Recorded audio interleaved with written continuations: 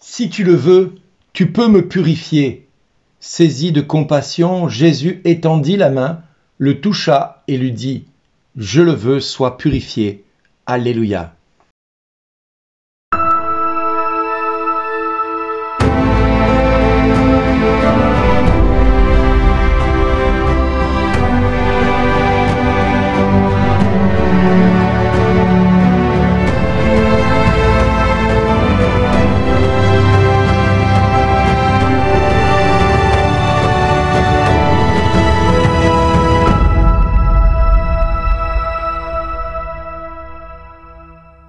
Aujourd'hui, le message vous est adressé par Bernard Dill. Bonjour les amis, là où dans la loi de Moïse et d'Aaron, Dieu demande à Moïse et à Aaron de mettre en place des lois pour permettre au peuple d'Israël de vivre sainement, et parce qu'ils se sont rendus compte que la lèpre était une plaie qui continuait à se perpétuer au sein même du peuple. Alors Israël avec Aaron décidèrent que tous les lépreux devaient se mettre à l'écart du peuple, se mettre complètement à l'écart, de se couvrir le visage jusqu'aux lèvres et de se mettre à crier chaque fois qu'ils marchaient dans une rue « Impur, impur, impur !» Si bien que le peuple d'Israël s'écartait pour laisser passer la personne qui était impure afin de ne pas être contaminé lui aussi. Alors c'est vrai que à cela est opposé l'évangile de ce jour où Jésus voit un lépreux et au lieu de faire ce que la loi de Moïse a prescrit, de laisser ce lépreux continuer à vivre avec sa lèpre, non, il va aller jusqu'à le toucher, ce qui est complètement fou et insensé pour l'époque. Toucher un lépreux, c'était risquer d'attraper la lèpre. Eh bien, Jésus va jusqu'à toucher ce lépreux et il va lui dire « Je le veux.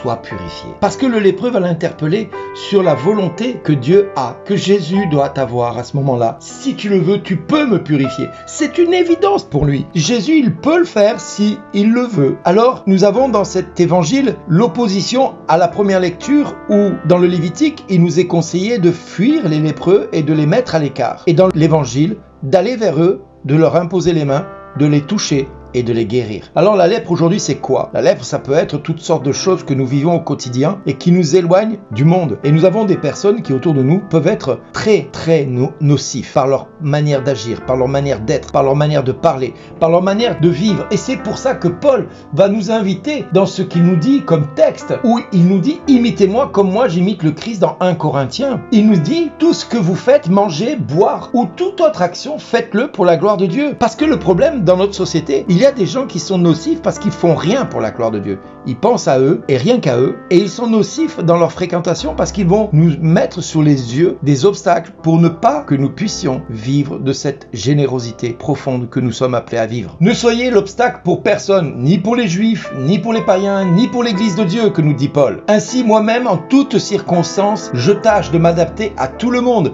sans chercher mon intérêt personnel, mais celui de la multitude des hommes, pour qu'ils soient sauvés. Imitez-moi comme moi j'imite le Christ. Parce que voilà, nous avons là un homme, Paul, tueur de chrétiens, qui s'appelle Saul de Tarse, qui va faire cette expérience de cette rencontre avec Jésus, qui va changer sa vie. Il va être baptisé par Ananie au nom du Père, du Fils et du Saint-Esprit. Et là, contre toute attente, contre toute pensée humaine, logique et pragmatique, contre toute institution d'époque, là, Paul prend le poids de la responsabilité qui est la sienne. Il a reçu de Dieu une révélation et il ne peut pas faire autrement que ce que le Christ a fait durant sa vie, parce que cette révélation lui montre que Jésus a été voir les malades, a été voir les enchaînés, a été voir ceux qui étaient loin du royaume de Dieu. Il est allé vers tous. Il n'a pas hésité à donner de sa personne, quitte à toucher un lépreux avec sa main au risque d'être contaminé par la lèpre. Non, Jésus, dans son infinie sagesse, nous a montré le chemin de la générosité messianique, de la générosité évangélique,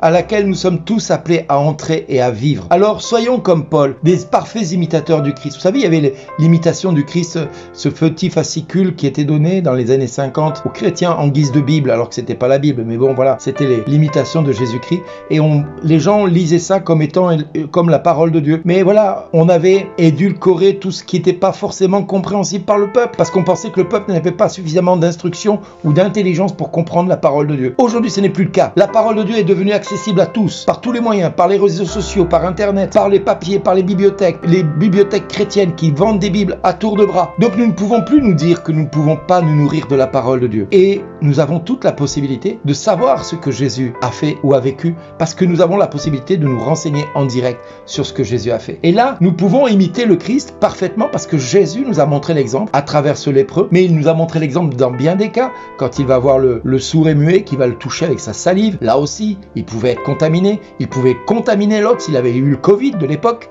Mais voilà, le Covid n'existait pas, la maladie n'était pas aussi...